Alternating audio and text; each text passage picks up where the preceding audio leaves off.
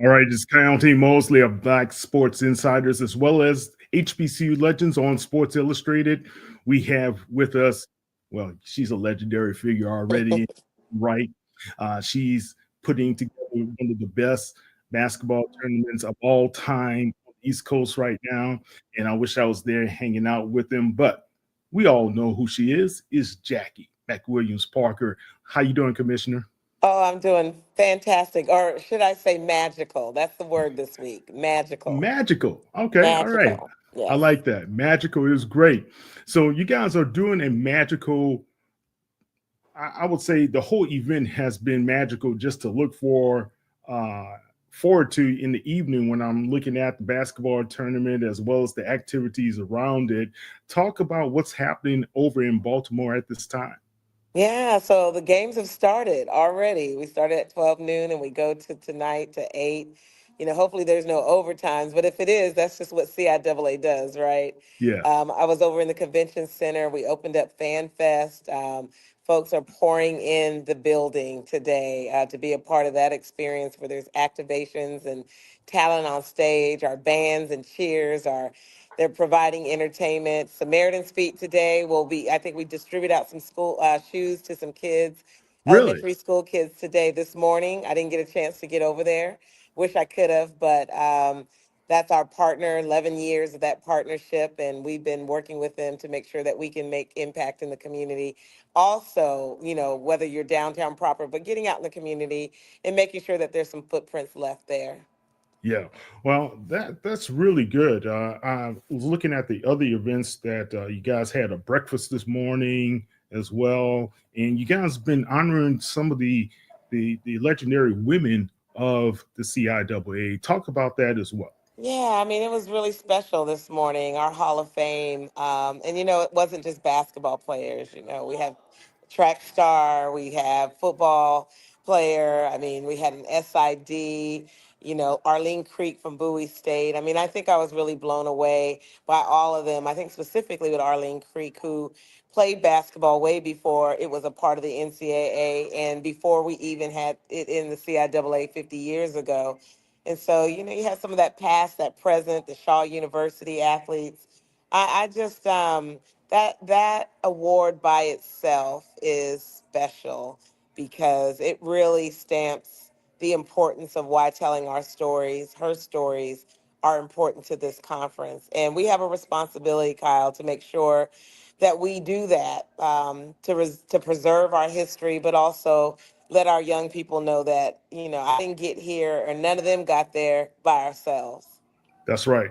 I was talking to Coach Melvin Spears, and he last night, and he was telling me that we got to remember we are where we are off the hard work and pioneering spirits of a lot of people ahead of us. And we have to always appreciate the history, especially being this is the last day of Black History Month, right? Um, Yes. but one thing that struck me very hard is that when I was looking at the 50th year of women playing basketball in the CIAA, 50 years, right? And I'm thinking about my age right now, and I don't want to date myself, but that's not a long time ago. But it is impactful for what has been accomplished such a short time. Talk about that a little bit. Yeah, it's the 79th tournament for the men's basketball tournament. And I remember when we celebrated it in Charlotte in 2020, the 75th anniversary. And even when we did that, what I wanted to make sure is that our women felt included in that 75th. And so we highlighted the men's tournament, but we also made sure that the women felt a part of that. For so long in this conference, unintentional, the women had separate banquets. We didn't have the television times like all week like the men did. We played in separate buildings until we got in the championship. And so we've come a long way. I think with the leadership of myself and our board and our coaches and administrators and just the growth of the game over the couple of decades, it's been really important to make sure that we highlight and celebrate these contributions. And I hope our young people who will say a different story when they tell their story about their experience, it will be different than mine. And then Miss Creek's experience was different than mine. But at the end of the day, I think we all have appreciated the opportunity to play in this conference and make a contribution to the CIAA. So the 50th it's sweet for me. I'm a part of it. Yeah. I played in it. I've coached in it, and now I get to lead the experience. Oh man, that's awesome. It's just a rich history, and kudos to you and as well as your staff in highlighting and spotlighting that for everybody to really understand how important it was and how important it is at this time Mhm. for the women in CIAA. All right, let's talk a little bit about past week. The HBC Legacy Bowl happened, and you had quite a number of CIAA representatives there, and we spoke on this briefly last year. How do you feel as far as your the talent level is really showing up very well in the CIAA when it comes to compared to the much larger SWAC and MEAC? Yeah, one, I'm grateful for, Doug Williams and, his team for having that vision to provide that opportunity and working with the NFL to make sure that our HBCU football players and coaches have that experience. And I think it's important, Josh Williams that played in it a few years ago before he got drafted. And I two mean, rings now, right? in Two two Super Bowl rings, rings. right? I mean, Yeah, you win a CIAA championship and then you play in three Super Bowls right after that. I mean, what a delight for this young man who's bright and talented, and gets to do his craft. But I think having that Legacy Bowl really gave him an opportunity to showcase his skills. If we didn't have it, would he have gotten drafted? Maybe so. But I think this was a great opportunity for him and all the other players to have that opportunity to have that experience. I talked to Coach Parker earlier today or last night and asked him how it was, and it just gets better and better every year. And he had a great experience as well. You have these coaches from all of the CIAA, SIAC, SWAC, and MEAC being able to showcase their talent as coaches and friends and yeah, community. yeah. But then you have these athletes. I think we had maybe 7 or 8 athletes from our conference that participated in it. I mean, for me, that's like look at my babies, and we have celebrated that as well. I mean, it's a delight for me to know that we are being included in this Legacy Bowl in the history and being a part of the history of it as well. Awesome. Now let's switch it over back to basketball, but the HBCU All Star game that's going to take place in San Antonio this year. I believe Travis Williams is trying to include the ladies to have be a part of the All Star game as well. Has he reached out to you guys as far as any of the CIAA all stars that may get a chance to participate in this event? Because this is groundbreaking as well. Yeah, it is. Travis, I think this is third year, maybe fourth year for the Fourth, men's, fourth. fourth Mm-hmm. ye'ear for the men's. I mean, I think we've talked about when he started the men's about making sure that the women would be included at some point. I think that he's gotten enough support and leverage to bring the women in.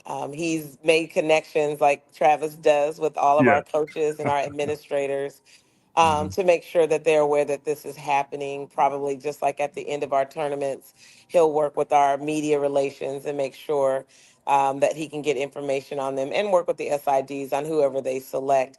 The CIAA and our other HBCU conferences. We appreciate him doing that type of work. Now we're not official partners with it, but we also understand that giving our kids another opportunity to play the game that they love and having our women, particularly for us in our 50th anniversary, I think it's a pretty cool thing to see. Yeah, yeah. I'm look forward to seeing how this all translates down in San Antonio, right outside of my neck of the woods here in Houston, Yes. Texas. It should be pretty nice. Let's talk about something more serious. The four commissioners, you guys sent a letter to Congress. We spoke last year about the the effects that legislation regarding the NIL would have on your conference specifically, what's your feeling right now? Well, I think, I think the legislators, I think there's some written legislation that aligns with what we're trying to get to. I mean, I think it's a bipartisan legislation. So there's still some education about the impact it has, to get those on both sides to understand the value of college athletics, but specifically for HBCUs, where we're trying to protect our HBCUs as best as we can.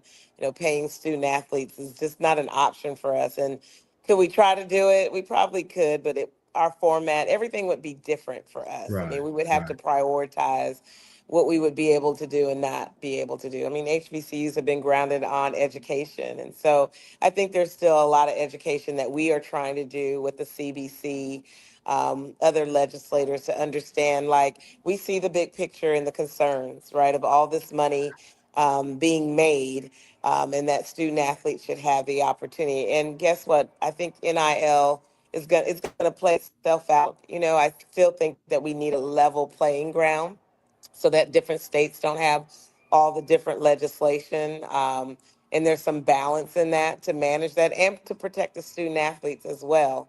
Mm, Because you're hearing stories about their experiences and you're hearing experiences from the institutions.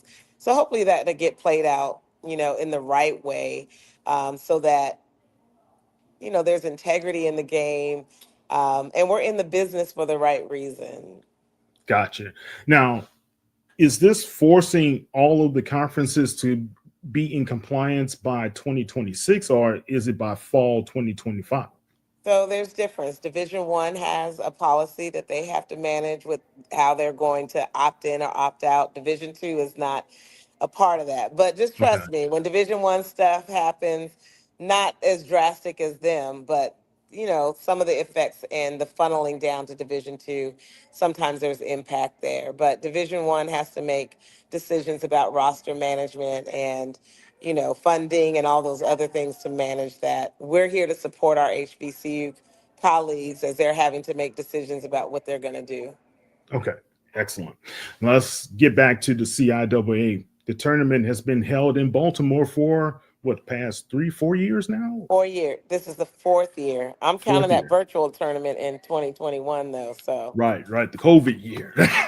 exactly. So it's been 5 years that we've partnered with them, but 4 years in person, and one more year. 2026 will be the last year of the extension that we gave them. Okay. Give a quick explanation what's going on, because there are stories saying that Charlotte is in play to be a host and other cities are also vying in to bid for hosting the tournament. What's happening and what's the process? Yeah, so in January, we put out the intent to bid those cities or states that were interested in being a part of hosting the CIAA tournament 27 and beyond. It's probably like 3 years, 27 through 30, or unless the board does a 4 year deal, unless we Okay. do a 4 year deal. We've got intents from cities that want to be a part of the process of bidding and winning the tournament in their cities.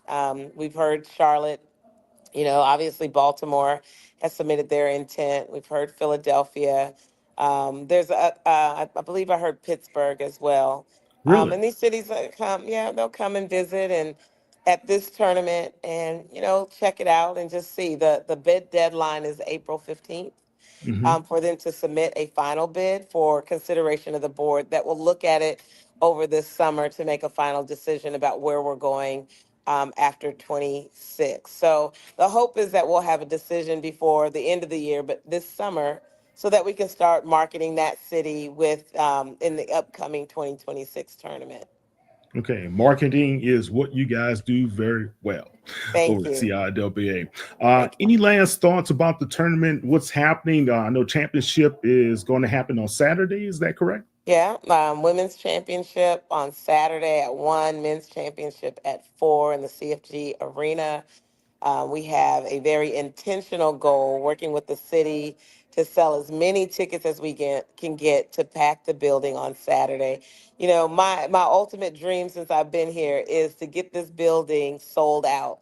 like it was when I was playing. We just Yeah. have so many competing things with us. I mean, we're probably like our worst enemy and best friend. We just got a lot of things going. And, if you don't want to watch basketball in person, you can watch it on our ESPN Plus network. If you don't want to watch basketball and you want to hang out, you can go to Fan Fest and a lot of good entertainment, local and national. But I really would encourage people. The reason why we're in Baltimore or any city is because of basketball. Yeah. And this is the reason why we're here. And we get to do a lot of other things outside of that. But the benefit of us being able to do that is because we're able to have these games. And so we need people to support the games. Please support you guys. Great games in a nail biting games the past couple days, right? But it's really been a great event altogether. Yes. Commissioner, I appreciate your time as always. We're family, so anything you need Thank here, you. always feel free to be able to reach out to HBCU Legends. Okay. All right. Thank you so much. CIAA tournament.org. You can get all your information as well. So thank you, Kyle. I appreciate you. You're welcome. That's Commissioner Jacqie McWilliams Parker. I'm Kyle T. Mosley of HBCU Legends. You guys have a great one. And don't forget, support the CIAA tournament. Watch it on ESPN Plus and just be there or be square. Take care. Take care. Bye. From now on, it's all about us. Starting a family, buying a car, our first home. They told you to open an account, then turned you away. They said, come back when you're ready. You said, we're ready now. I know we're going to make it. Hope makes it happen. Thousands of your neighbors, many who never had a bank account before, improved their lives with Hope Credit Union. You can too. Brighter futures begin with hope. Something amazing is happening here. The next era of AI has arrived. CDW data engineers are helping organizations harness the power of AI with Intel Core Ultra processors. The power to run workloads faster means greater performance, giving your team a better shot at success. Make amazing happen. CDW.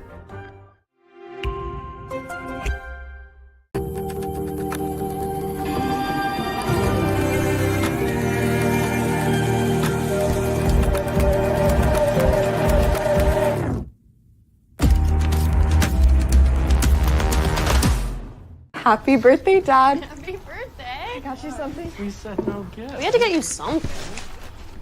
Thank you, honey. I got you this. Did you do this yourself? Yeah, I had a great teacher.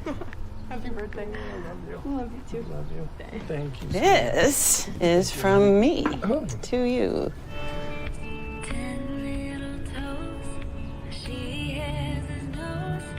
I am genius.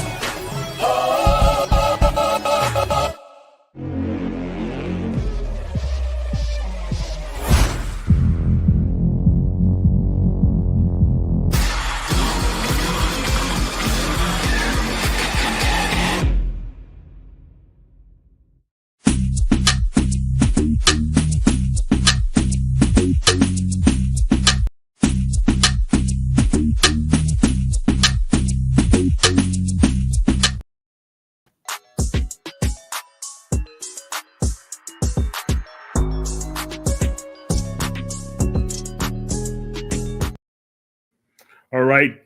Kyle T. Mosley here with the Black Sports Insiders, as well as HBCU Legends on Sports Illustrated.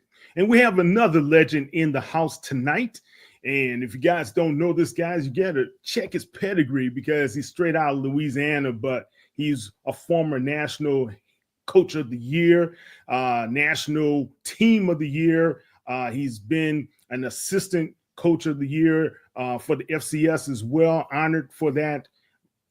But also, he's one of these guys that has the best background that you would need to have to be able to turn around a program. And it's none other than Coach Melvin Spears. What's going on, Coach? How you doing? Not a whole lot. Just glad to be here, and I appreciate you having me on. All right. You letting the good times roll down there in New Orleans right now? It's certainly bon ton roll. We're having a great time. I think the city of New Orleans is, again, doing an outstanding job with our safety. and all the other things that goes along with having a great time down here. Yeah. Well, we got a lot to talk about tonight, guys. Just want to be able to get Coach's point of view on some very serious situations that we have. But before we go on any further, let's extend our condolences to the Southern University family for one, losing Sean Wallace, such a great young man, as well as a great coach, as well as the young man who just lost his life with the human jukebox. He was pledging out there at Southern. So he and his family are in our prayers. But, Coach, talk about Sean Wallace. And, he was quite the competitor for the Jaguars. Excellent competitor, outstanding young man that played the game full speed the way that we look forward to an individual playing that called himself a football player. And he put up a great fight. He was excellent in the community. He did a great job being from a mentor perspective. And then he had an outstanding career at Southern University where he played full speed, and they did a great job and won many, many games. And he was all conference, all American, and et cetera.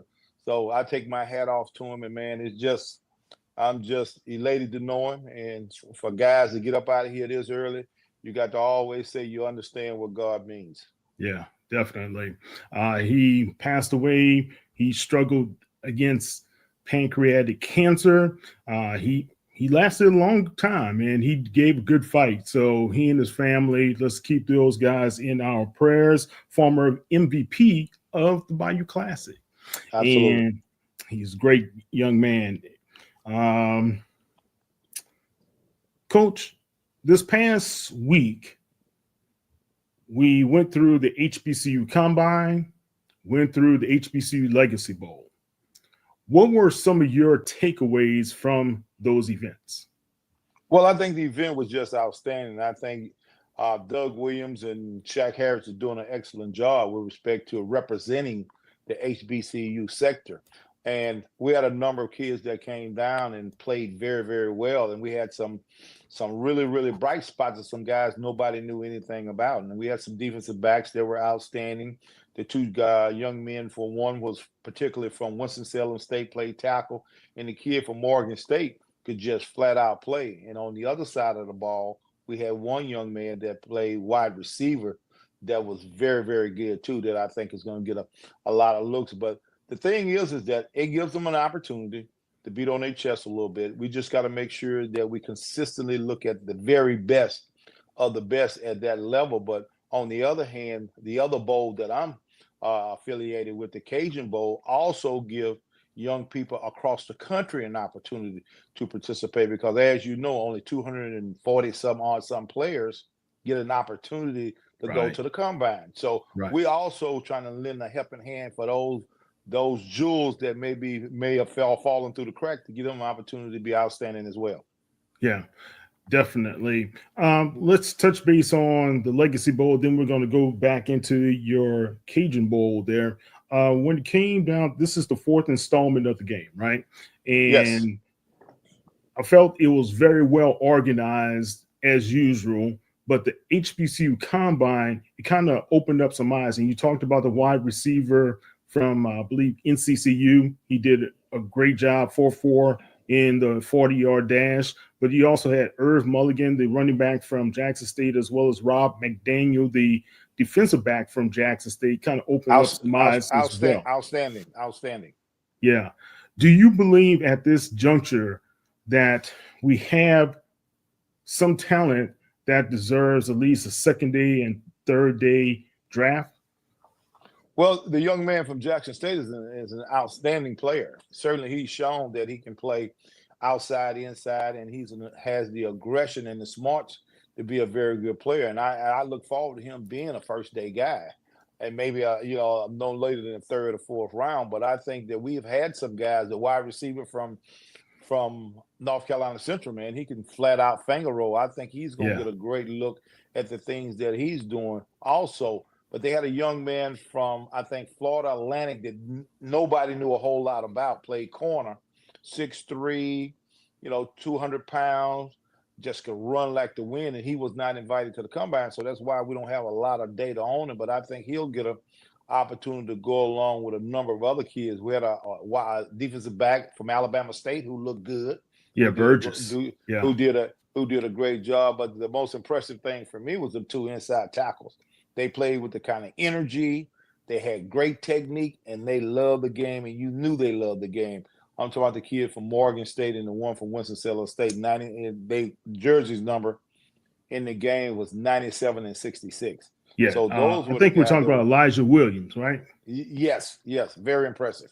Yeah, very impressive young man. Got a good head on his shoulders as well. The linebacker showed up as well, and I was kind of taken back that we didn't see more activity from those Alabama State guys. But in the end, one did win the defensive MVP, and he had 4 sacks in the game, so that was pretty good there.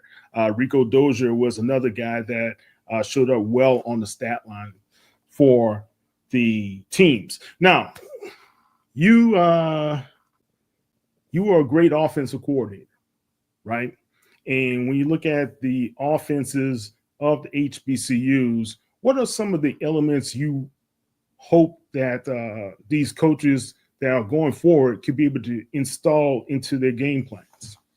Well, first and foremost, I think you have to look at the complete game, the complete system. And I know it's a show me or look at me kind of league with respect to what's going on.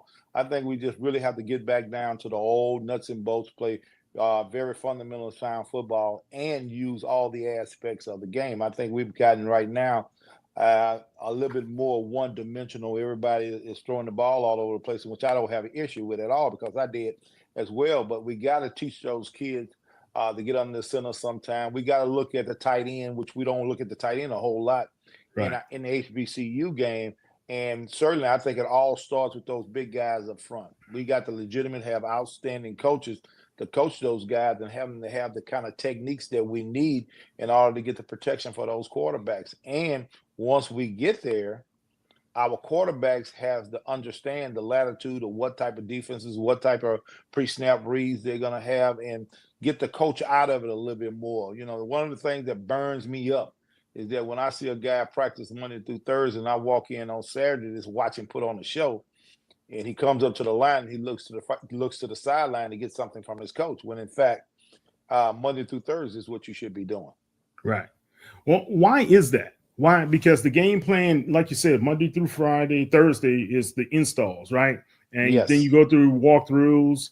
And why are we getting more check with me's on the sideline? You see that, right? Check with me. Well, I think it comes down to whether or not you trust your kid, whether or not you're spending the type of time and have the type of relationship with these young people in the teaching process.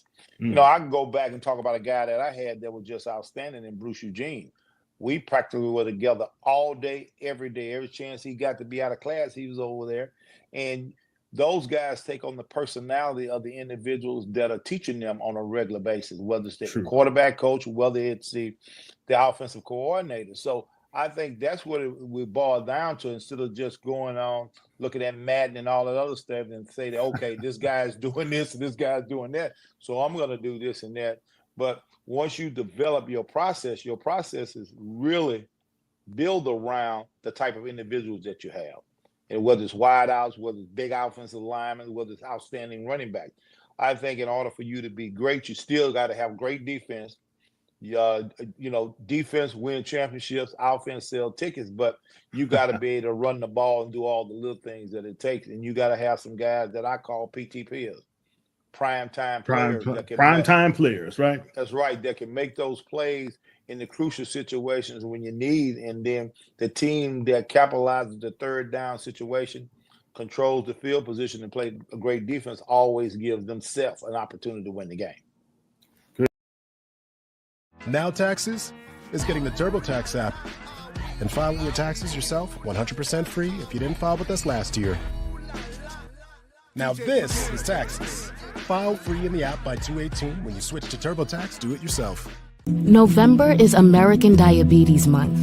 And while nearly half of us have diabetes or prediabetes, every story is personal. There are stories of strength. Every day is different. Not one day is the same. Hard work. No es tenerle miedo realmente a la enfermedad, es saber cómo combatir la enfermedad. And heartbreak. When she passed away, it was because of diabetes. But no matter your diabetes story, we fight for you and to find a cure. Join us at diabetes.org. No charger?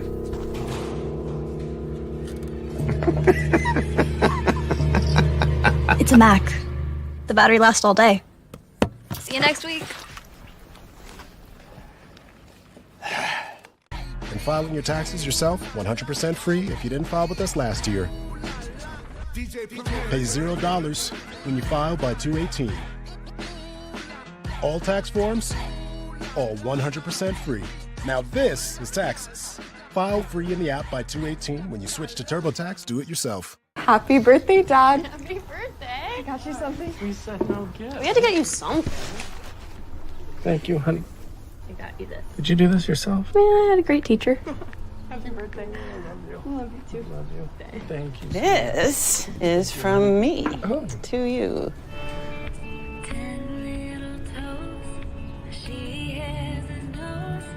I am genius.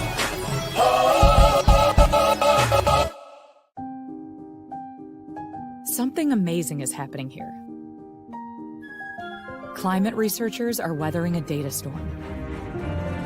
That's because CDW transformed their devices and infrastructure with Lenovo ThinkPads and powerful edge-to-cloud solutions, delivering faster insights and increased performance, giving them the scale to stay ready for whatever's next. Make amazing happen. Lenovo and CDW. Good stuff. What programs do you like out there right now if you're identifying several programs that are fitting that mold, what you just talked about? Well, I think all of them are kind of a little stale for as I'm concerned because everybody's doing the same thing. I know they're trying to be a copycat of some of the stuff that goes on, but I think when it really boils down is you've got to really take advantage of the kind of kids that you have. If you have great running backs, then you need to run the ball a little bit more, mix some stuff in, play action, do all the things that you need. If you got a great quarterback, then you got to be the guy that basically comes in and feature the quarterback. And one of the things that we don't do in our league is that we don't feature all our players. I don't know whether it's a SID type situation. I don't know whether it's just the fact that we don't understand the type of players that we have. You know, when we start talking about the Walter Payton, we start talking about the best players in the country. Those are the guys that have to be highlighted. And if you do not highlight and build those relationships, then you're not going to be able to keep those kids at your university. And that's why so many of them gets in the portal. I think the portal boils down to our school relationship with great players. Because if you're a great player and dominate the competition at our level, there's no doubt in my mind you're going to get a great opportunity because they pay those guys at the next level to find you. Yeah, I mean, that's a great point. I know I've had a number of conversations talking about how we could be able to showcase and feature our kids a little bit more, right? And get more eyeballs on them. I was talking to Teron Armstead, formerly of the Saints and Dolphins, may be retiring pretty soon, but he's an HBCU guy. And Teron said it's all about getting the eyeballs and getting the attention focused on these kids, and you echoing that kind of exemplifies exactly what needs to be done in HBCU. And it gives you the latitude to go back and come back and recruit great players. Example again is Bruce Eugene. I put Bruce Eugene up for the Heisman Trophy. Yeah. It wasn't about Melvin Spears and Bruce Eugene. It was about them talking about Bruce Eugene every week on ESPN, which gives us a leg up on the competition because now they understand where Grambling was at that particular time. They understand we had an outstanding player that went on to be the finalist of the Walter Payton for 3 consecutive years and just did an outstanding job. So those are the things that we have to do. All those other awards are one thing.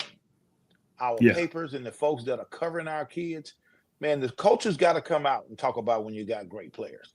And that requires that you do all the little things you need to do, make sure they're fundamentally sound, make sure that they do all the interviews that they can, and they can speak the language and do the things that we want them to do. And that's play full speed, be sound, and be outstanding individuals. And that's what you get when you come to our school. Yeah, that's great points. When you look at these individuals, Bruce Eugene is a young guy you groom, but Bruce Eugene is also a good coach. Why aren't more of those opportunities? I haven't, when I was writing up the coach viewing cycles and stuff to that nature, I didn't see Bruce Eugene's name out there. Why is that? I did see Melvin Spears' name out there as well. Why is that?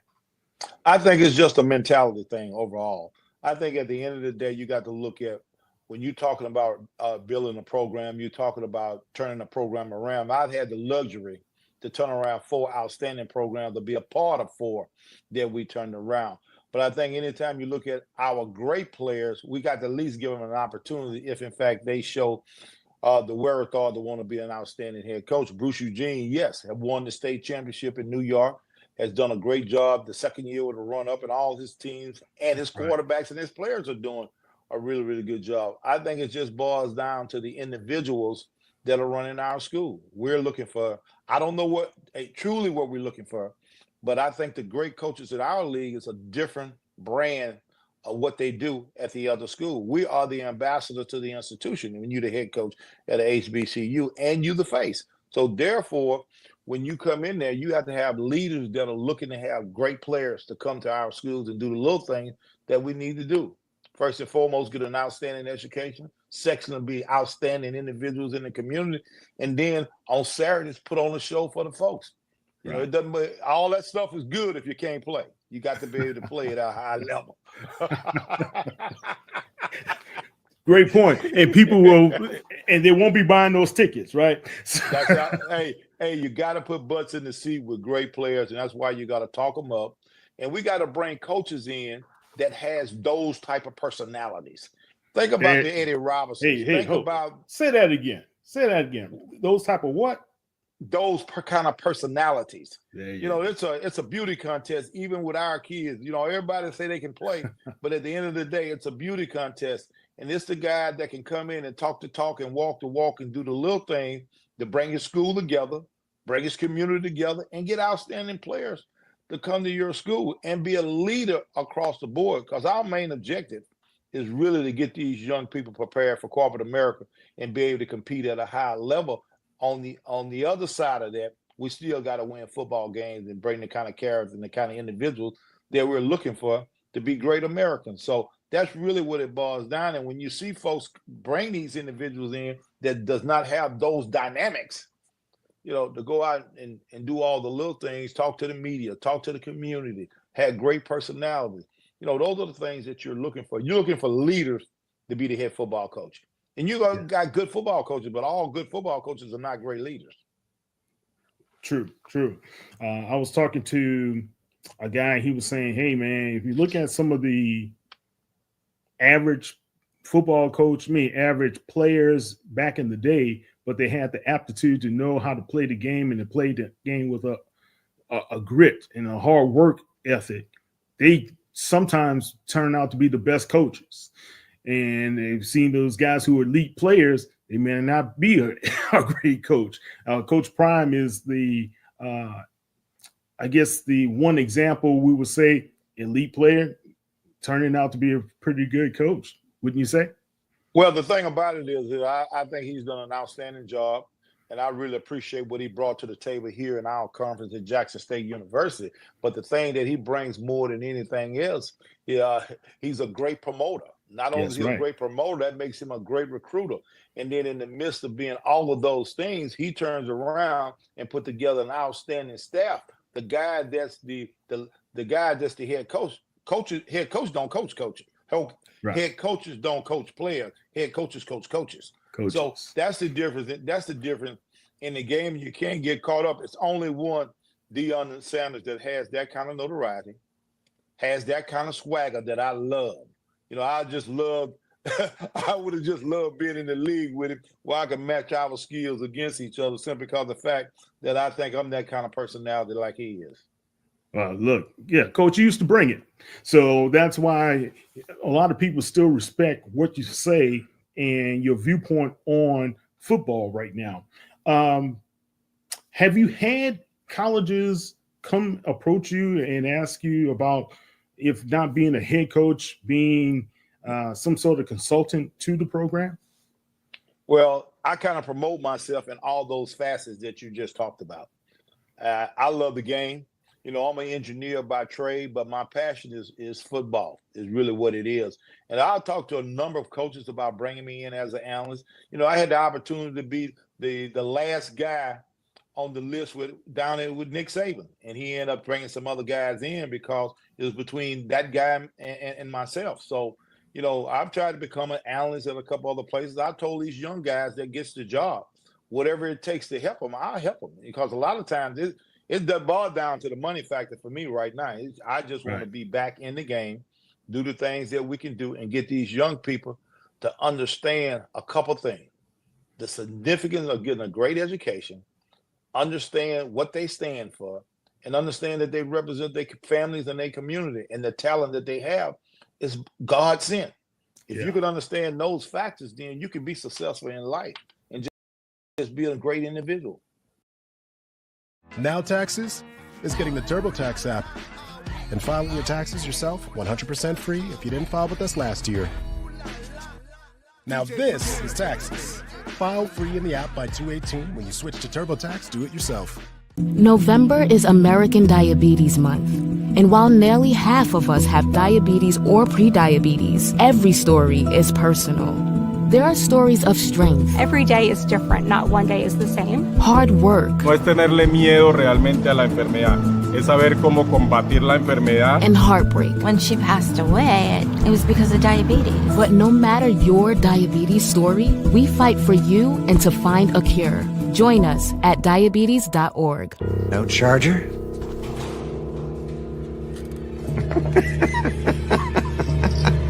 It's a Mac. The battery lasts all day.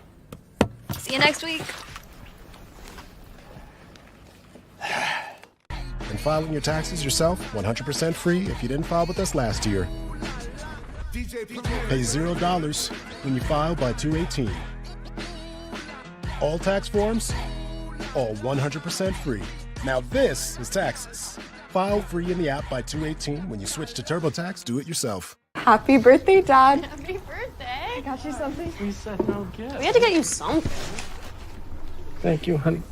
I got you this. Did you do this yourself? Man, I had a great teacher. Happy birthday. I love you too. Love you. Thank you. This is from me Oh. to you.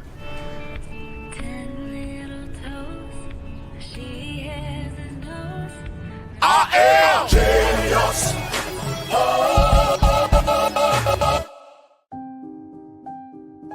Something amazing is happening here. Climate researchers are weathering a data storm. That's because CDW transformed their devices and infrastructure with Lenovo ThinkPads and powerful edge-to-cloud solutions, delivering faster insights and increased performance, giving them the scale to stay ready for whatever's next. Make amazing happen. Lenovo and CDW.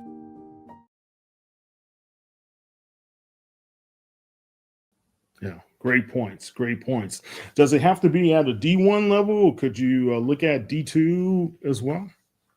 Well, I can look at any level. I can coach anybody. I can coach any position, and I can coach anywhere. The situation just has to be right.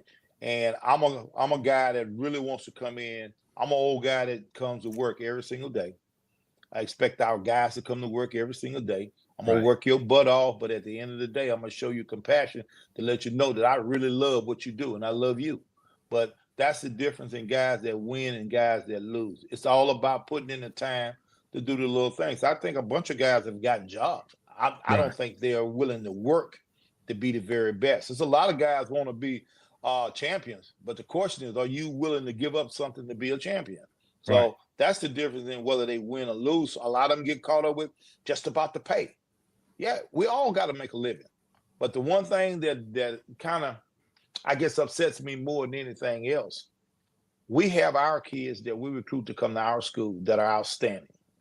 The Bruce Eugenes, the Clyde Edwards, who made a perfect score on the test and finished 4.0 from Grambling State University. Bryce Brown, who's won 7 state championships down in, I think, Edna Carr, down in Louisiana. New Orleans, right? Yes, Jimmy Zachary, who is one of our guys, just won the state championship.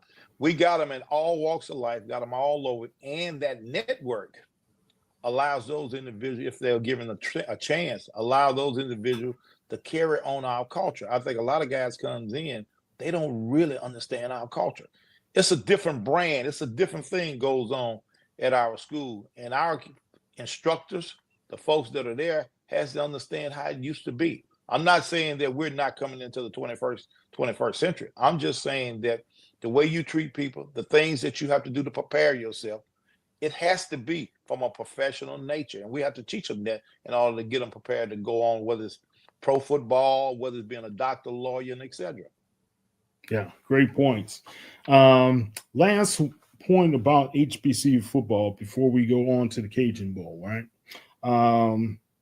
When you look at the talent that was developed this year and going into next season, I had a scout to tell me, Kyle, what he liked about the HBCU combine this year seemed like they were more prepared with the drills and understanding the nuances of what we as scouts wanted to see. Is that something that is, how did I say it? Are we looking at scout guys or are we looking at football players, in your opinion? Well, the thing about it is, football games are won by football players making football plays. Right. And I think they're bringing these young individuals in that are scouting our kids. Number one, from a fundamental perspective, all those things that you're talking about, we should be doing them anyway. Back in the day, I've had the luxury of coach 32 football players that got a chance to play in the National Football League. We never had any problems with any of the drills. We didn't have any problems with running. So I think that's just something they're talking about. At the end of the day, if you 4-3, when the scouts come, you got to run 4-3. If you're supposed to be 6'6", you can't come in and be 6'2".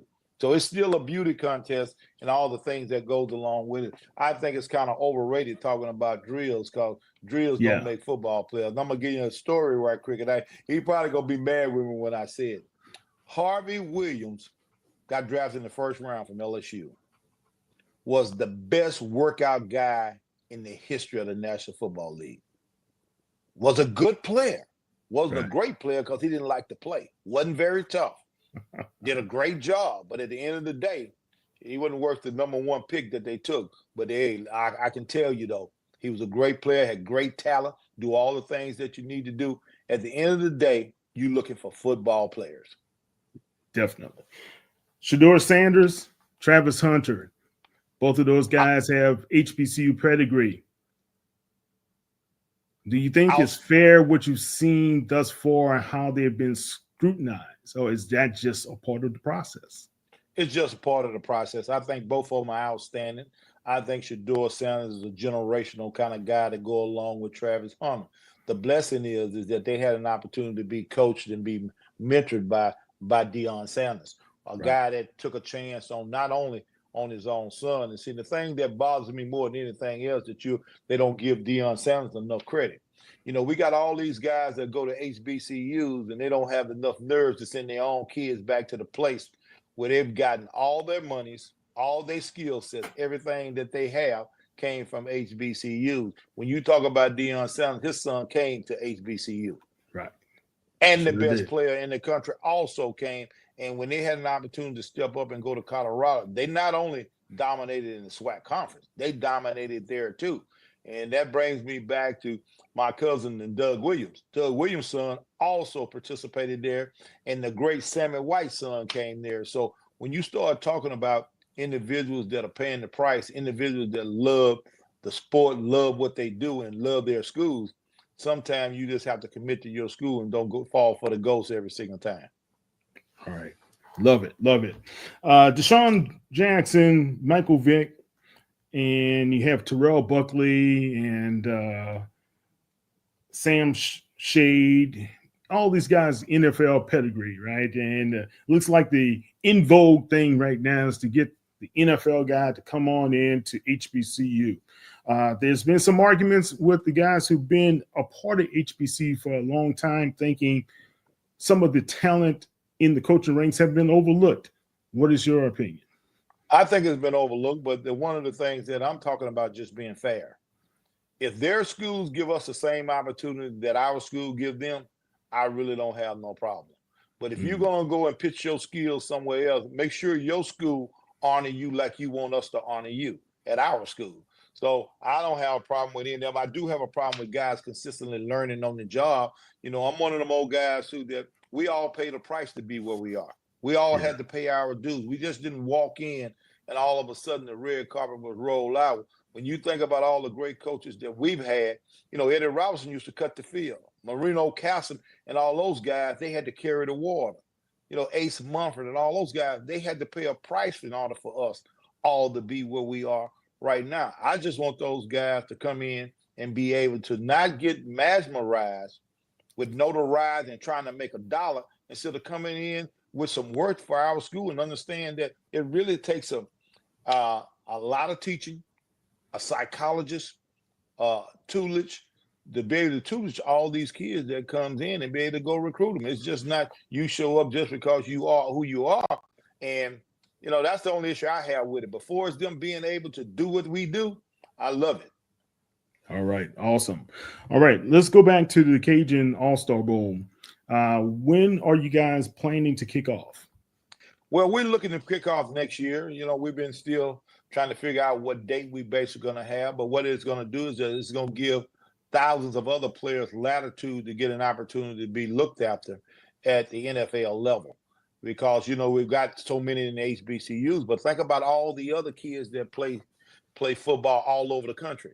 And our bowl game would be guys that we recruit from all over the country to get the best guys that are left out there between 50 and 100 to give them that same type of opportunity that we're searching for and we've been rooting for in order to get the historically black colleges a chance for those guys to look at them as well. Okay. So it's not an all-star game to compete with like the HBCU Legacy Bowl. It's more of another bowl game to accentuate the talent that's already out there and give them an opportunity to showcase what they can do with the NFL scouts and decision makers. Absolutely. And the thing about it is that it's a lot of kids that still get overlooked. It's still a lot of colleges that done where those guys don't get an opportunity to see a lot of. What we're trying to do is not only provide another option for guys that are in 2x2 that can come in and somebody can find out, you know, the HBCU Bowl is where it's outstanding. And I think we deserve that opportunity, but also it's only 246 that are going to the combine and maybe a few more with that number. But that this still opens up the door for those late bloomers and the scouts get an opportunity to see some guys that may be from Oregon, maybe from Pennsylvania and et cetera, not necessarily just historically black college. Good stuff, Coach. I love it. And what do you need from us to help support you? Well, one of the things is that I think we've done an outstanding job. I think I've done an outstanding job everywhere I've been. I've had the luxury to go places, and we turned those places around. When I came in with Coach Williams in 1997, you know, Grambling had gone 3-8 3 years in a row, and in 2 years we were back on the scene, and we ended up winning the thing 3 years in a row, three-peated when I was the assistant head coach, and then Coach ended up going over to Tampa Bay, and I took over him, and we came back and won it again. But even when they decided to go another direction, the players that all those teams had was players that we recruited. We won it 8 out of 10 years. And then I had an opportunity to go down to Alabama State, and they have not been to the championship game since 2011 or 2010 since I was there. And I had the luxury of recruiting 44, 45 players to go to Texas Southern for Johnny Cole to be outstanding. And he's an outstanding coach as well. So when you look at the combination of all the things that we've done, whether it's a head coaching position, or assistant coach, or coordinator, or analyst, I'm just interested in being back in the game, showing my worth, and just trying to help these young people become who they are. And I think being able to coach 32 guys that have gone to the next level, I got a number of guys that are out there coaching right now that are interested in moving on to the next level. So my whole task is not only to be a consultant, mentor, and help the guys that we've already coached get an opportunity to go participate. We still don't have enough for our guys that go to our school get the same opportunity that they're giving folks that really didn't even think about coming to our school. And so that's my whole plight about it. And currently right now, I am the COO of our own company called Fond Energy. That's oil and gas company. So Oh, that's where I really? am right. Yes, sir. That's where I am right now. Those are the things that I'm doing, and I'm searching every day to find funding and things that we could bring different type of funding to historically black colleges, particularly because I'm a HBCU product. I end up going to Northern Arizona University to get my master's in education leadership, but I'm born and bred and had the opportunity to play in our league. So therefore, I kind of lean toward where we are, to be honest with you. Yeah, yeah. As well as I, Coach, man, you bringing up some great stuff. Being able to support our own, but giving people like the young guys who you train a chance to be able to get into those higher coaching ranks. I think that's something that a lot of people were wondering, why don't we see a Bruce Eugene or somebody of that ilk on the sidelines in HBCUs? Hopefully he'll get that opportunity coming forward. All right. I hope so. I hope so. You know, the other thing is that we have to visualize our guys being who they are. When you think about the SEC, think about how many SEC former players there were pretty good and then some outstanding player all get an opportunity to be on the telecast. That's right. You know, we got games that comes up too that has guys that have done an excellent job. And I know it all boils down to what you're looking for. And America looks like us. And when you start talking about the things that we need to do, whether you are articulate, we got guys that do that. We got guys that look the part. We got guys that has the knowledge in order to do those things, but they are nurtured a little bit more at the other schools than we are. And certainly they are teaching those guys what to do. And, you know, we've done so little with nothing. We probably could do everything that we want with nothing. However that little saying go. But yes, I mean, we've done so little with nothing. Just if you give us the resources, we will grow it exponentially more, right? Absolutely. Yes. Yeah, Yes. I agree with you. All right, Coach. Any last words, any thoughts, and last comments?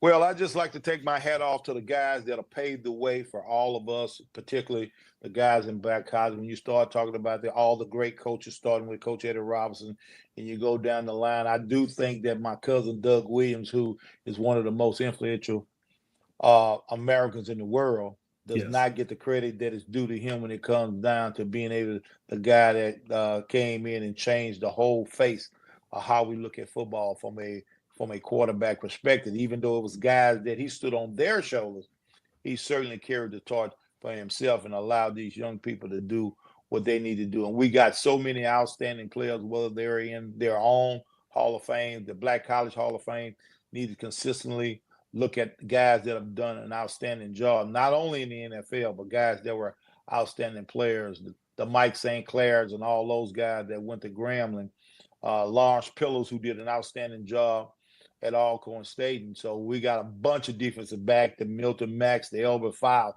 All those guys are guys that we need to make certain that they are welcoming back and doing the things that they need to do, particularly in the Hall of Fame and all those other awards that goes along with it. Great stuff. When you were a coach, who did you pattern your coaching style after? Who did you look up to? I looked up to Coach Eddie Robinson, and my dad and I, we used to watch the Eddie Robinson show every Sunday morning, you know, and argue with my mom about being to Sunday school on time. But at the end of the day, that was my guy. And the Vince Lombardis, the Paul Bear Bryants, that's why I wore the suit. I wore the suit because of the professionalism that Eddie Robinson, Tom Landry, Vince Lombardi, and all those guys showed me when I was coming up. So it wasn't a ploy to be anything other than who I was and represent the league as a true professional. And that's really what it's all about. Those guys, lead them to understand that once they leave the football ranks, when they go into corporate America, this is how corporate America look. You're going to be a professional. Right. You're going to be prepared. And at the end of the day, if you're very professional, you're very prepared, and you got to perform at a high level, no matter whether you're black, white, or indifferent. The bottom line is that you pitch your skills against anybody else, and certainly I don't worry about those barriers that comes across. Love it. Love it. One thing my dad used to always tell me, don't be good as, be better than. You have to be. You have it within you. go and push yourself every day. You have to be. That's absolutely correct. That's why I was never afraid to compete with anybody, especially corporate level. All right. And certainly that's why you are where you are today. And I have really enjoyed this. You know, I've never had a real opportunity to sit down and talk about some of these things that we talked about today. And, you know, I talk about it on different levels with different players and people that I talk to. But at the end of the day, you know, when you got something special, you have to take advantage of it. And the specialty of is that we got outstanding brands in Grambling State University and Southern University, ones that I think do an outstanding job. But we got to continue to look forward to the individuals that can take us to the next level. And the next level for us is being able to compete every single day. It's not about who goes there. It's about what you do when you get there. What you do, how you do it, and are you willing to reach back to help somebody else? That's another thing. That's more important than anything. We used to always say, and Johnny Cole was a big advocate of it. Yeah. Bring one, teach one. Teach one, bring one. Yeah. And I our heard, guys right, yeah, Johnny talk about that. Yeah. Our guys right now are not reciprocating that. We got a bunch of guys that have had the opportunity to play in our league, move on to the next level, and they refuse to bring anybody along. You know, Todd Bowles is one of them. You know, Todd Bowles used to be the coordinator down at Grambling. For Doug, right? At Morehouse. He started with him at Morehouse, right? Well, yeah. But he's been an outstanding coach. Hadn't brought a whole bunch of folks along with him. Lester Frazier, who's one of my teammates, got a chance to be the head coach.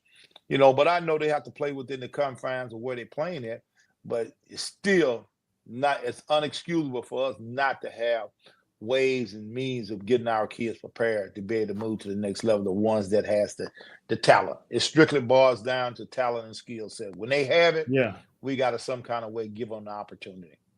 You know what I was intrigued with? Andy Reid had 3 HBCU assistant coaches on his staff. This Super Bowl. That's correct. Yeah, and I think I was the only one who brought that up in the article. Just 3. And I looked at Philadelphia; they didn't have any. They didn't have any. And, you know, we got 2 HBCU guys that coach up with the Pittsburgh Steelers. Yeah. Isaiah Williams, who played for me, and Grady Brown, who we played against at Alabama A&M. So we got some guys, and we got Durante Jones up at Minnesota, who's doing an excellent job, and the strength coach for Prairie View. I can't think of the young man's name right away, but all those guys are still in the league as well. So we got some kids that are doing really well. We got a couple with the Dallas Cowboys that are doing good. So we just got to keep giving them a chance to be who they are. And I think we'll get over the hump. But I do think that all those young guys that are coaching at the HBCU level need to really think about bringing a seasoned coach along with them. Not to take their job, just to make sure that they have insight into what's really going on before they take the next step. Yeah, I think you and I were talking about this before we got on, right? I looked at Jim Nagy, who was the executive director of the Reese's Senior Bowl. Yes. And just recently, Master P is going to be over the president of the University of New Orleans, right? Then you have a couple other guys that have been hired to come in, and you think about what Bill Belichick is going to do over at UNC, right? Right. There's talent in somebody like you or Johnny Cole to be able to come in and lead the program from a general manager or operations manager's point of view as well. If you guys don't want them on the field, you got to use their brains and what they can be able to do, what you guys can be able to do to help with leadership, recruiting efforts, and as well as making sure the administration and operation of the team is working well. And I think you've been there, you've done that. We've got to be able to utilize your talents and your skills. You heard me, Coach? Coach? No, I missed that. My phone rang. I'm sorry. Go ahead. Can you hear me now? Yeah, I can hear you now. Okay. I was just saying we just got to be able to utilize your talent and skills and what you guys can be able to bring to a program. Okay. Well, and I think I think that's what we really need to do. That's why, I've talked to a number of guys about bringing me in as an analyst or whether a general manager. I just know based on what we do, based on the knowledge base, based on all the different experiences that we've had, a seasoned guy can help these young guys really matriculate through all the little ins and outs what they're gonna run into. Because if you've never been there before, it's a whole different ball game of having 100 folks that you're responsible for. So it's a different game. True, in a lot of different areas. Okay, Yes. Coach. Well, look, we look forward. We're not. Hey, you've been on the program. You're family now. You can't get rid of it, right? So, hey, look, I sure appreciated that. Anything that you need from me at any time, feel free to reach out to me, and let's touch bases on a regular occurrence. I think I want to have you on when it comes down to some of these HBCU draft prospects, so we can talk a little bit about those guys as well. I'd love to do it. All right, guys. Okay. That's Coach Melvin Spears. Coach, don't have too much fun out there in Mardi Gras. I'm gonna have a great time. As they say in New Orleans, I can see it in your eyes. Enjoy yourself and be safe. All right. Okay. All right. Thank you, sir. Appreciate it. Thank you, Coach. Take care. All right, bye.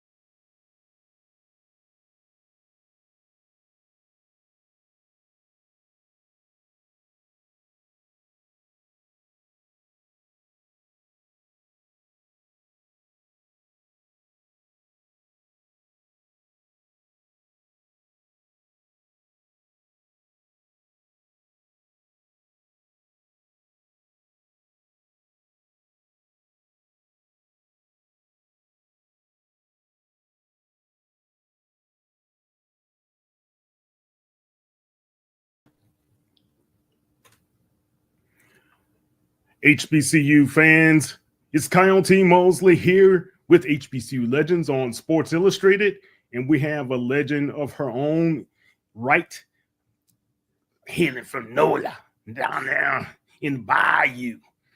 You know, she's blazing her own trail, and she wants you guys to be able to blaze your own trail with her new book, Blazing Your Own Trail. That's Dr. Kiki Baker-Barnes, the commissioner of the HBCU Athletic Conference. How you doing, Commish? I am doing great today. I am so excited to be here, to still be standing, and to say I'm an author now. I'm adding list of things. We're just going to call you Slash. Slasher. I can play all the positions on the court. That's right. What do you guys want to fit in today? You know, she got it covered. Business lady, got it. Business development, got it. Sales, got it. Marketing, got it. You got it. You know, hey, you want me to run the league? No problem. Fundraising, everything you need, you got right with Dr. Barnes. Look, first of all, we're proud of you and always have been proud of you, what you've been able to accomplish from that transition with the Gulf Coast Conference now over to the HBCU Athletic Conference. You guys have done a tremendous job. Talk about that journey right there. Wow. So it is a very interesting journey transitioning from an athletic director over to commissioner. I was actually recently having this conversation. I don't know if I was being interviewed or if I was just talking in general about some of the things that I've experienced that I didn't experience as an athletic director. And one of the major differences as I've experienced it is just the focus more on business development from a organizational standpoint. The presidents gave me the charge of finding other revenue streams that could help grow the conference. You know, their position was that, you know, we've increased our dues. We did that in 2019. But if we're going to continue to increase dues, that is not sustainable for the league to be able to continue to move forward. And so, Commissioner, you know, we're giving you the charge to find other revenue streams. And so most of my time, you know, I don't spend as much time and get to work with students as intimately as I did when I was on campus. You know, a lot of emphasis was on student development, creating programming and working collaboratively with my colleagues across campus to ensure the best experience for the student athlete. And so now I do it, but it's about getting the resources to do that for our championships. So I will say that it has been very interesting. It's been a great challenge. I think I've grown a lot in terms of my understanding and the way I think about how we monetize our athletic programs, even, you know, small college athletics, as some people will refer to us, but we have to find the other ways for our schools. And so that's been a lot of fun, and I've enjoyed every challenge. Well, and not only the monetization part is important for, like you said, some people say small athletic conferences, but larger athletic conferences, that's always been one of their main driving forces and why they continue to grow. Yeah. And you look at some of the television packages that were put together by the Big Ten as well as the SEC, you see how important it is to be able to understand your content and know your content's value and being able to put that out there. Why has that been such a hidden, I wouldn't say hidden agenda, but more like it seems as though we did not value what we were able to bring to the table as HBCUs. Yeah. Well, I think it's nuanced conversation. I think, you know, we have to think about systemic racism and what that looks like. you've got to think about the education gap and knowledge gap in the space.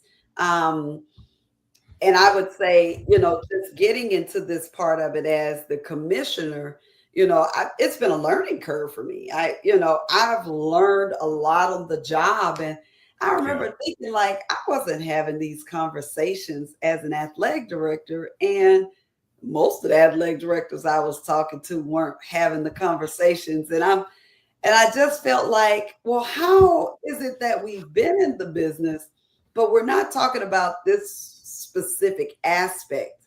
And I just think, again, there are a number of reasons why.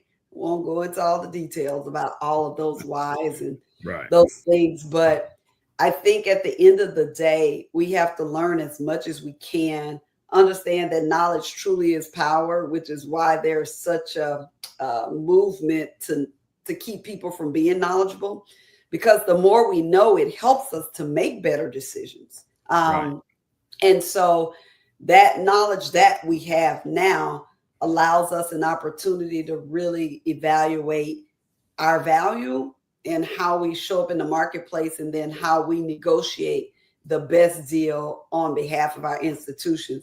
I think it's very, we're talking about some of the challenges we faced at HBCUs, but I also think it's important to think about the WNBA. I remember watching an interview that the commissioner of the WNBA was having about, what was the strategic plan for growth for the league. And they didn't have a big media rights deal either. That's why they don't have the money. Like all of their challenges are around an investment that is needed from brands, from partners to see the league grow. So you've had the league for over 25 years. You saw Houston, which was one of the storied programs, 4-time WNBA champions, go under because of lack of investment. It wasn't that the product wasn't good. I mean, you had Cheryl Swoops, for God's sake, Lisa Leslie, Cynthia Cooper. I mean, Teresa Weatherspoon, Kim Hampton, Vicky Johnson. Like, I'm thinking that somebody, I played against Vicky, and she's from Coshada, Louisiana. Like we were contemporaries. Like Tina Thompson, had a chance to play against Tina Thompson my senior year. We played in a Pac-10, I'm trying to think of Pac-10 Sunbelt Challenge. So had the opportunity to play against her. Like, it's crazy. And I'm just thinking about like, the players were there. You know what I'm saying? Like the product was good, but no investment. And so you also now transition, and the WNBA is having the same conversation that the HBCU is having. Like, we got good product, but there is no investment. And without investment, there can be no growth. And so, it's a very simple formula.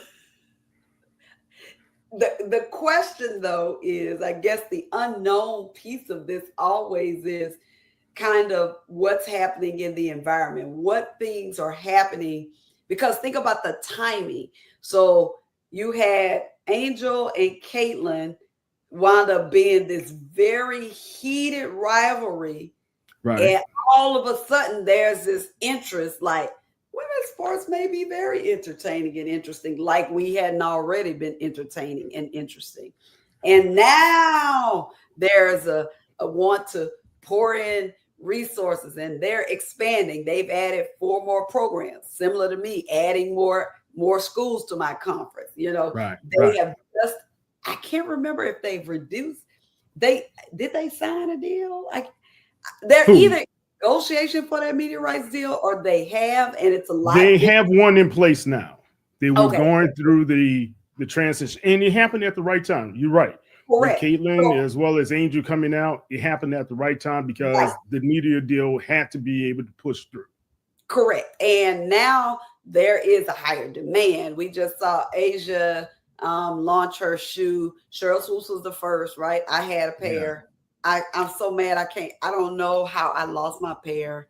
I need them to re-release the swoop so I can get my pair. I had a pair when they came out in 1997, 98, whatever year that was like. But so you're seeing this investment, right, into the league with regard to a really nice media rights deal. And you see people are starting to open up those checkbooks. And what we will see over the next few years, I mean, it's going to be amazing. Well, I'm saying, yeah. Okay. All right. And that segues me into your league, right? As far as the timing seems to be right for what you guys are being able to do. Your media deal with Urban Edge Network really helped and assist you guys. Yes, as well as the sponsorship that you have with Hope Financial, correct? Hope Credit Union. Credit Union. All right, Credit Union. I apologize. And you also have a couple other major sponsors that are trying to align with your brand. So it seems like the timing is right now for you guys as well. Yeah, the timing is right. I think we're moving in the right direction. And, you know, we're looking to hopefully secure some larger partnerships that will continue to kind of solidify where we're trying to go. So I will say it has been a very good learning experience.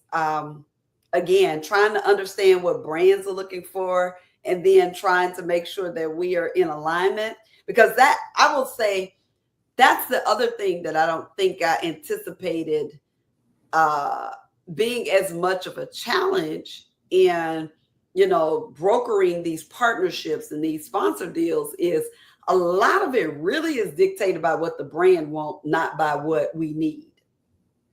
Interesting. Right. You know, I know what I need, but I'm not really interested in it over there. I want to, you know, so it's like trying to find the synergies, right? So that hopefully we can do some work together. But it is much more brand driven than it is me approaching and saying, here's what I need to help me grow. Like, I feel like that conversation has to be with a venture capitalist who giving money and looking for a return, or to a bank where I'm trying to get business to grow. Like, I can have that conversation with those kinds of groups, but when it comes to a brand, the brand is kind of like, well, I got this and this, and I want to have this, and I want to, and so they're basically dictating what they want to spend their money on. And if there isn't a fit, then it's like, well, maybe we can circle back. And so I'll say, I don't know if I was, you know, again, that was a different. Well, it seemed like it was a good learning experience. It was a very good learning experience. Very good learning experience. All right. Yeah, all right. Good. Let's move into the direction of how do you do it? How do you run a league, develop business, and now write a book? How do you do all of that? Tell me how the energy you have to be able to do all of that. Now, I know I write every day, but so write a book, that's a different task and a different mindset. Talk about that. It is a different task. It's a different mindset. And I had to dedicate some specific time to do it. So I decided, so I've been trying to write this book for 7 years. So let me just throw that out there. Okay. 7 years. And I finally felt like I got my word from God to make that move around April of last year when I was asked to be the commencement speaker at my alma mater. And there was this kind of like word, as I would say, from God saying, it's time. Now's the time. And I remember saying like, okay, but I don't have no time. What do you mean it's time? Like, you wait till now, like when I got all this extra stuff to do, and you telling me I gotta find some time to write a book. But I'll tell you, 3 days later, I received an inbox on Twitter. Like, I'll never forget it. Said, hey, wanna do your thought leadership? If you want to write a book, hey, we can help you do that. Oh, and really? Yes. And I remember thinking like, okay, God, I heard you, but I ain't really understand that you was serious. So I started investigating. I click on the link because I'm trying to figure out, is this a bot or is this person for real? So For real, right. Yeah, so I find the site. I start looking through the site. I'm like, okay, it's a legit business. These are people who help you self-publish. And that started my journey. And once I got all my questions answered on process, what I needed to do to get through. Because what struck me about the company was they said, we can help you get this done in 90 days. And remember, I don't have a lot of time. No, you don't. So I was like, okay, 3 months. I can dedicate 3 months and we can get this done. And then again, think about this. This is in April, so I'm towards the end of my fiscal year. So I was like, if we get started, if I sign this deal, which I signed on Mother's Day in May, I got June, July, August. Like that's my 3 summer months. So yeah. No championships are happening. I was like, if there was any time that I could find the time, it's now. So I was like, let's get it done. And so I spent the summer working with the company to get the bulk of the work done, the manuscript, getting all my thoughts out, getting them on paper, organizing an outline, then the content for each outline and the stories that I wanted to share. And going through the process, I realized that I had more than one book. So I was like, I can't do all this in one book. I got too much to talk about. So I remember getting to my 8th chapter, and I was like, okay, we gonna stop this right here at chapter 8. And then my next book is gonna cover this next section of my career and the lessons that I learned and what things can be useful and impactful to others. Well, but you know what? That's a great business strategy, right? Hey, you gave them up to this point. Now you're going to tease them for the next, right? That's right. That's right. There you go. That's right. So talk about the book. What should someone expect when they go to purchase the book, Blazing Your Own Trail?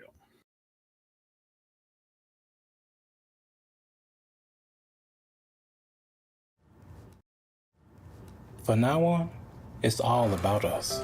Starting a family, buying a car, our first home. They told you to open an account, then turned you away. They said, come back when you're ready.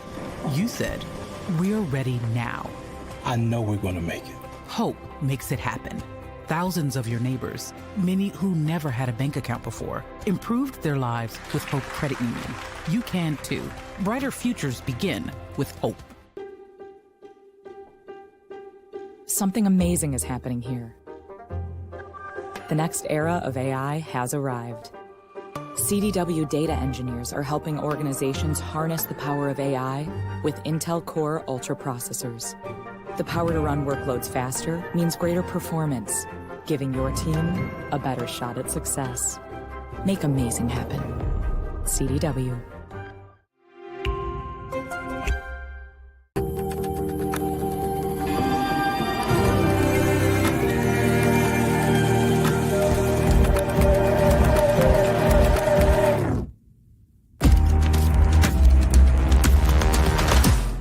Happy birthday, Dad. Happy birthday. I got you something. We said no gift. We had to get you something.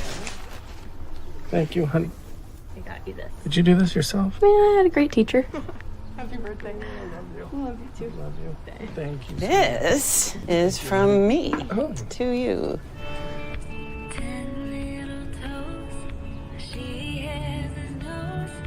I am genius.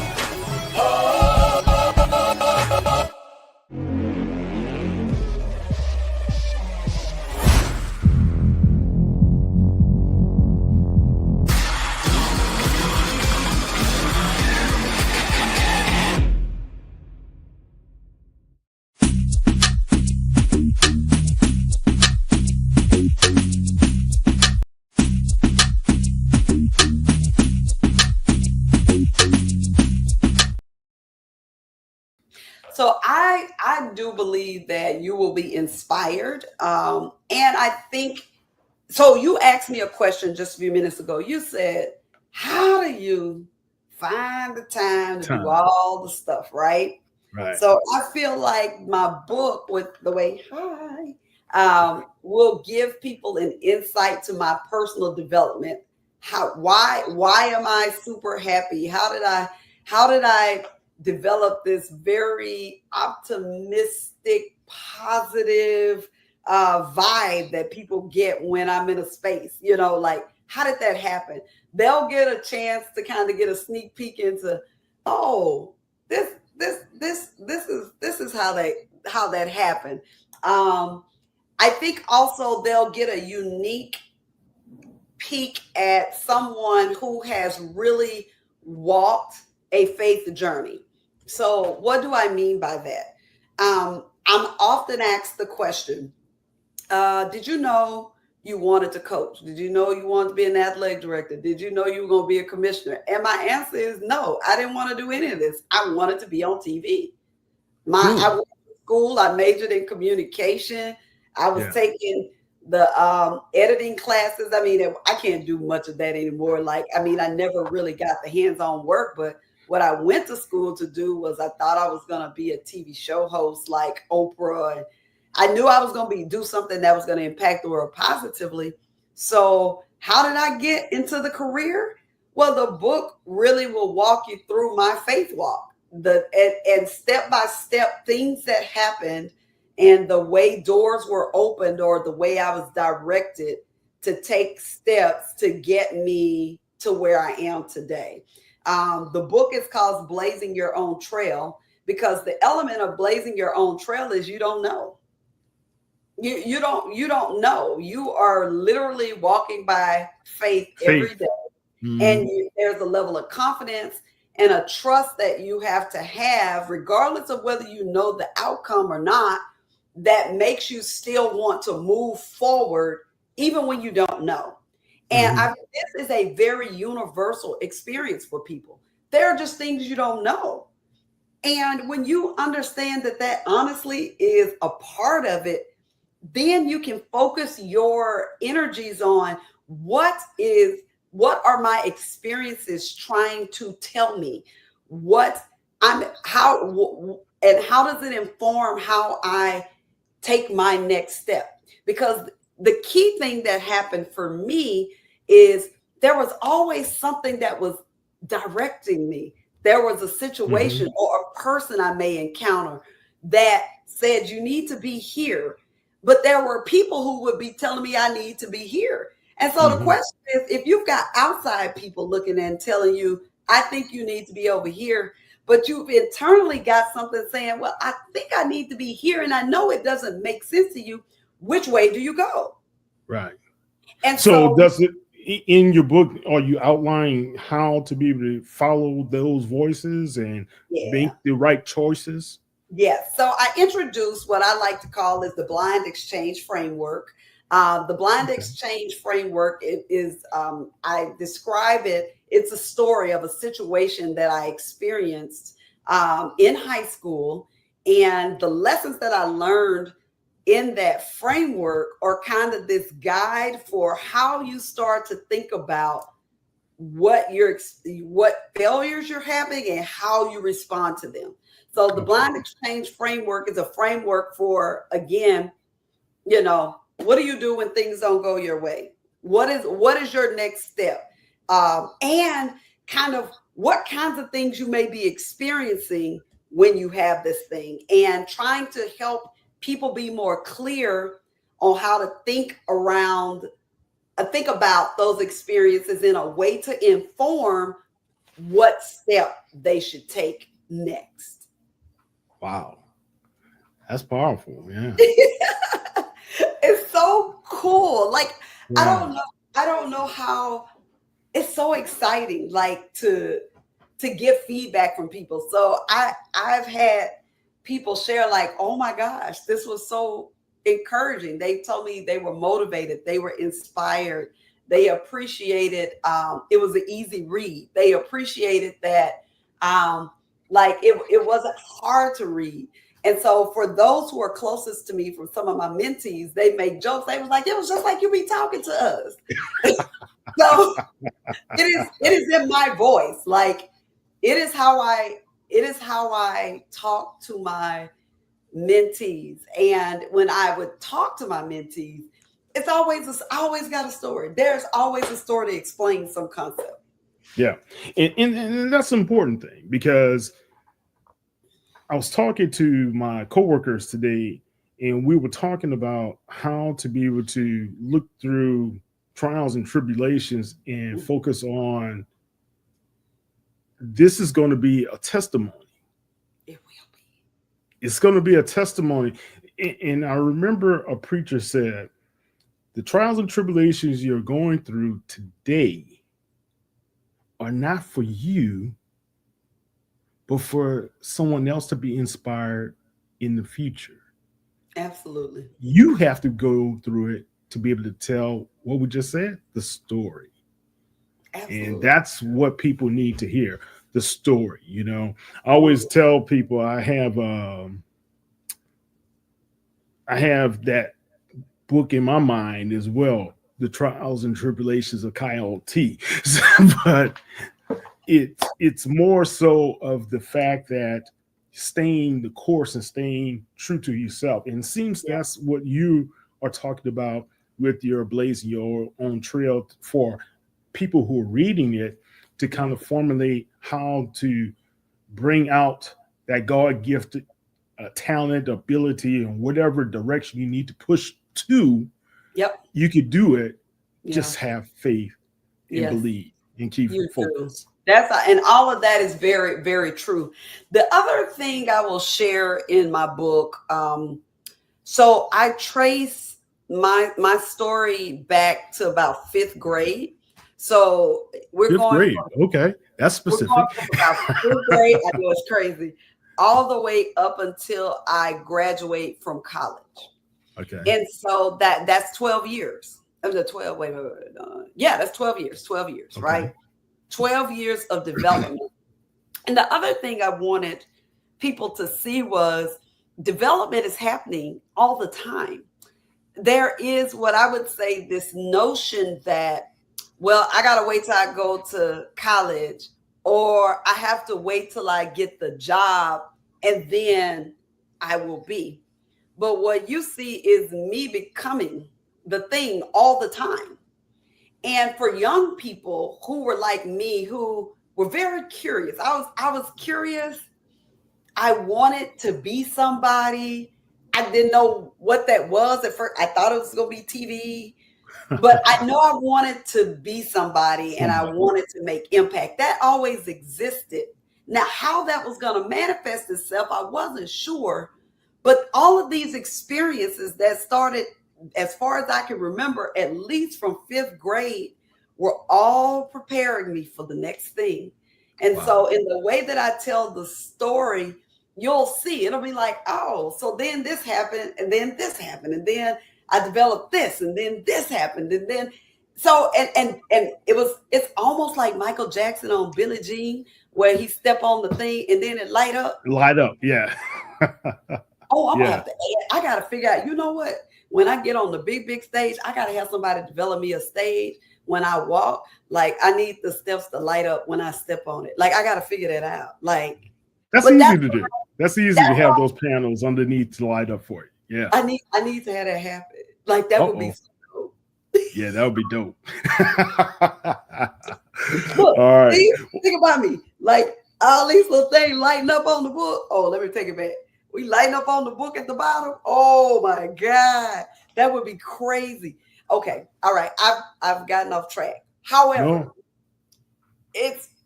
that's the way I feel like my story. I'm illuminating every time I take a step. There, that's what was happening, and I think understanding that the core of who I am was developed as a young person. Like I didn't get into my job and all of a sudden I was this person. Like I've been this person and I've been perfecting who I am for a very long time. So when I graduated from college and was a head coach within 3 years, how does that happen?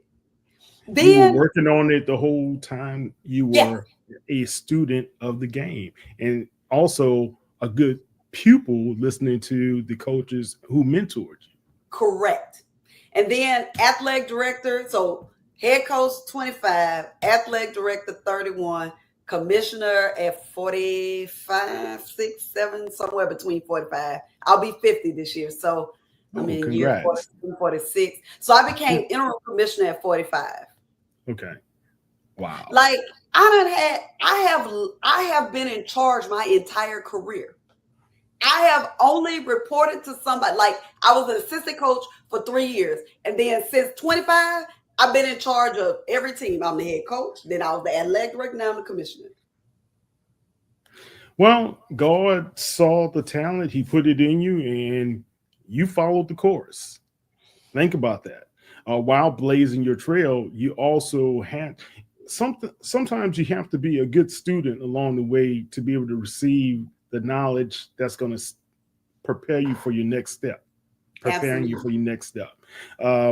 We were having a conversation. Why are so many great players terrible coaches? And why are so many mediocre and below par players great coaches?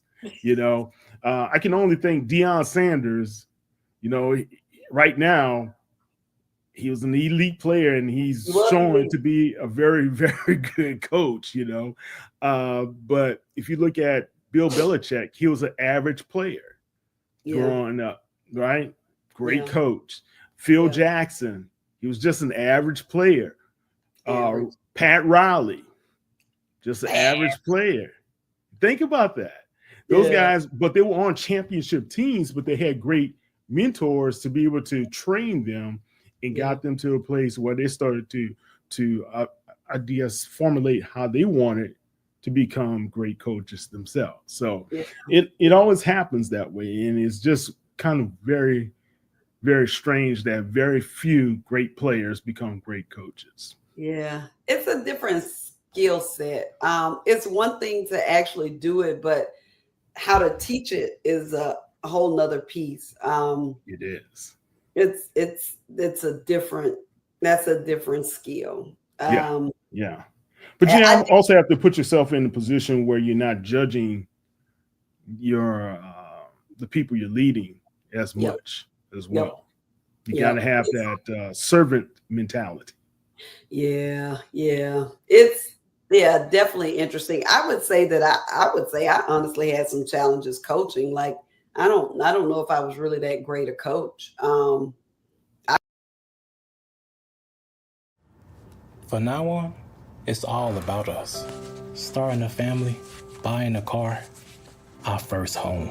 They told you to open an account, then turned you away. They said, come back when you're ready. You said, we're ready now. I know we're going to make it. Hope makes it happen. Thousands of your neighbors, many who never had a bank account before, improved their lives with Hope Credit Union. You can too. Brighter futures begin with Hope. Now Taxes is getting the TurboTax app and filing your taxes yourself 100% free if you didn't file with us last year. Now this is taxes. File free in the app by 2/18 when you switch to TurboTax Do It Yourself. November is American Diabetes Month. And while nearly half of us have diabetes or prediabetes, every story is personal. There are stories of strength. Every day is different, not one day is the same. Hard work. No es tenerle miedo realmente a la enfermedad, es saber cómo combatir la enfermedad. And heartbreak. When she passed away, it was because of diabetes. But no matter your diabetes story, we fight for you and to find a cure. Join us at diabetes.org. No charger?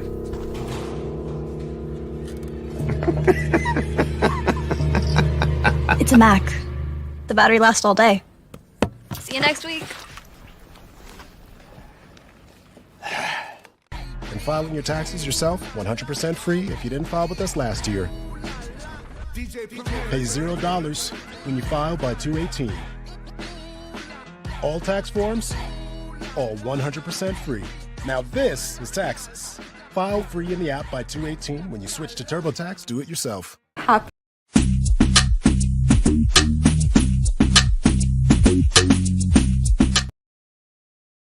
can give a good speech though. I can give a good speech, but I don't know if I really was that great a coach. I wouldn't say that. It's funny you said that, but look, sometimes that's all we need. Yeah. All we needed when Mr. Harris would over at 35, our band director, Lloyd Harris, all he needed was a good speech to light a fire under us, right? Yeah. I saw Rick Pitino. He gave a good speech to his team when they were like 20 points down. Yep. Did you see that video?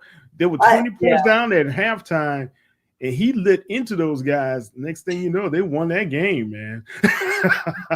But sometimes you need it. Yeah, I'll say that probably there are a lot of pieces that go into building a good team. I would say getting the right fit. Like one thing that I did learn from coaching. So I'll say, I don't know if I was that great a basketball coach. I will not claim to be a great basketball coach. But what I will claim to be is I am a great leader. I am elite. And that may sound probably cocky. I am an elite leader. And people who have worked with me will tell you, once I was clear and understood who I was and who I am as a leader, I have a specific personality type. I am over the top. I dream really, really big. I don't believe that there's anything I can't do with the right people. And so there are some people who can't work for or with me. I am very good in chaos.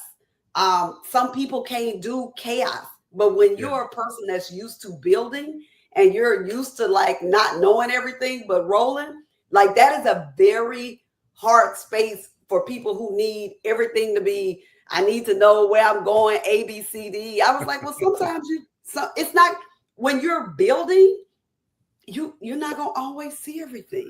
Or when you're doing something other people haven't done, well, I mean, you just got to try it and then see if it works. Like that actually is the process.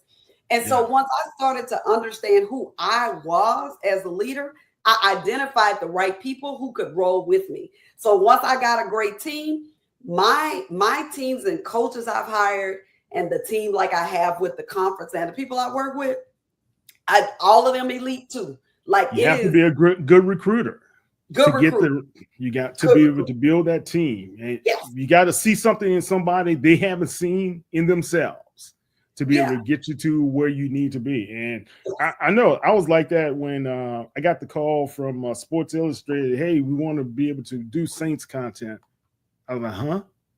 I was like, you joke. And I was kind of like, when he sent the little thing through Facebook Messenger at first, like, yeah, all right, right. You thought it was like, damn, huh? Yeah, okay. So when we finally had the conversation, I was like, okay, this is real. And immediately my mind went to work. Who am I getting? And how we'll be able to put that team together, man. And man, look, sometimes the things, like you say, when you're blazing your own trail, you just got to step out on faith, and you got to work it and work it and work it and work it and work through a lot of issues as well. Yeah. That's right. It's all part of playing, and it's okay. I feel you. Hey, listen, this is what I do. I love it. I enjoy it. I love working with great people. I love figuring stuff out, like, solving problems. It is a sport. Like for me, like this is fun. Like, oh, okay, that challenge. All right, how we gonna do it? And then getting the right minds to the table so we can figure it all out. It is intoxicating, honestly. Problem solving. Leadership is about problem solving, trying to find the solutions to be able to get to still achieve your goals, right? Absolutely. So let's talk about this, and great conversation, number one. Thank you so much. But you have a tournament coming up. But that's not the only. You have a basketball tournament, and you also have a baseball tournament coming up, and the softball, if I'm not mistaken, right? Oh yeah. Talk about those things and how critical it is to be able to get the different cities and the communities around us areas to be able to support what you guys are championing.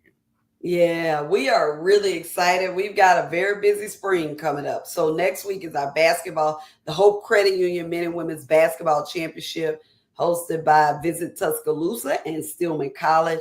We did it a trial run last year, and they extended the contract for another 2 years. So we are really grateful to be going back to Titletown for 2 more years.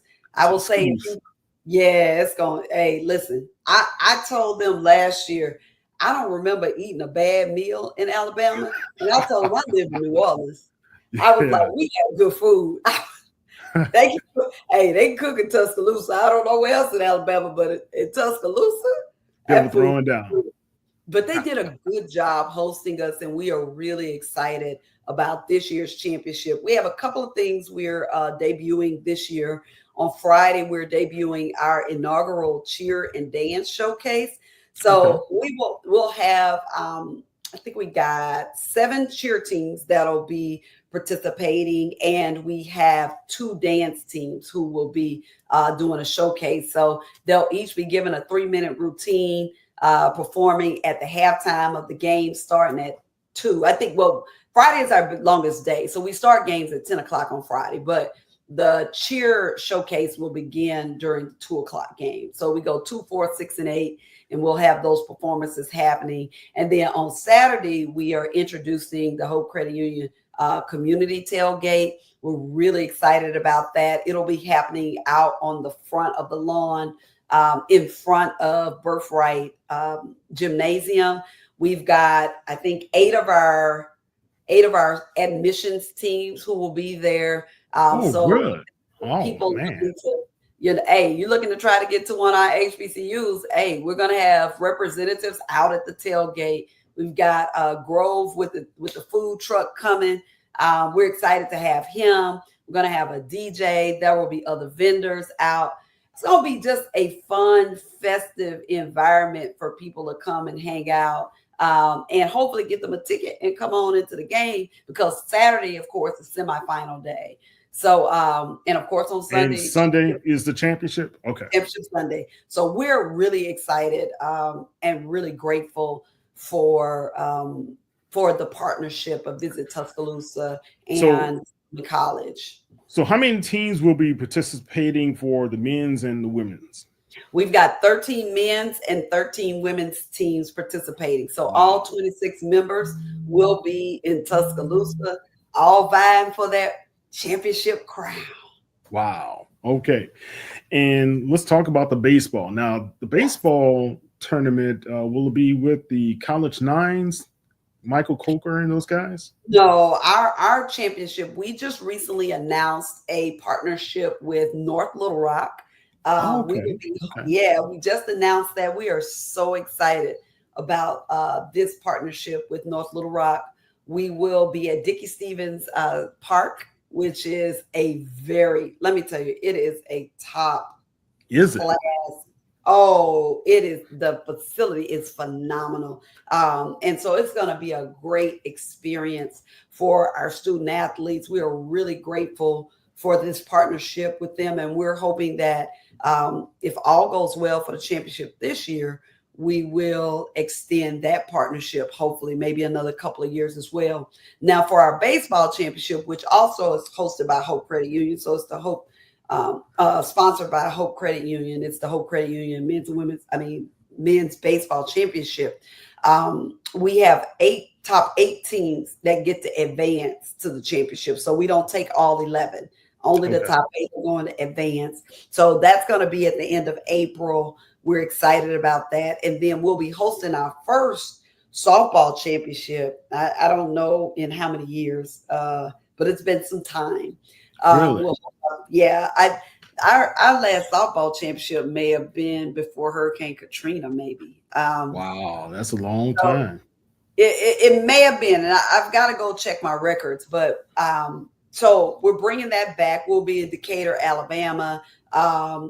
Don Duke Manier with Decatur Morgan Tourism has been our partner with cross country for the last 3 years. And so we were excited when they said, hey, we think we want to be in on this softball championship.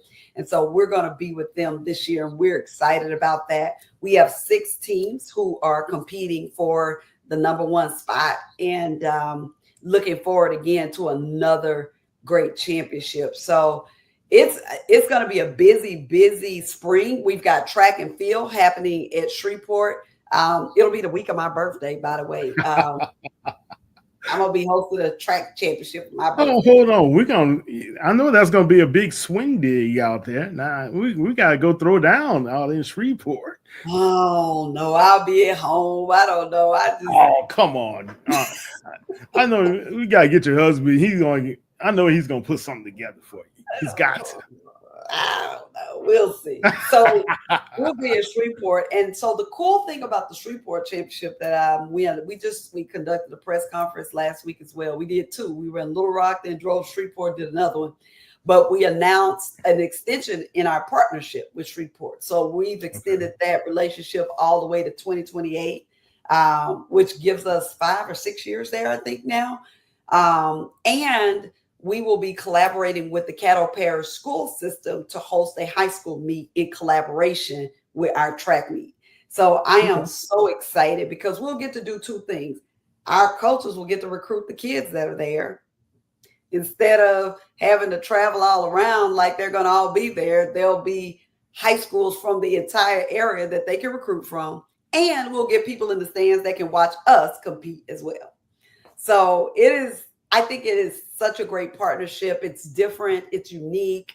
And I just believe this is how you go into a community and you start to build together. And inspiring, them seeing our student athletes is inspiration enough, Yeah. That's awesome, man. And what I love about what you've done, was it 4 different cities that you're building relationships? Tuscaloosa, Shreveport, and Decatur. Yeah, 4 different cities you building relationships with, man. And that's something for you, building a foundation on how to be able to grow the conference and continue to grow the conference as well. Absolutely. Kudos to you. Excellent.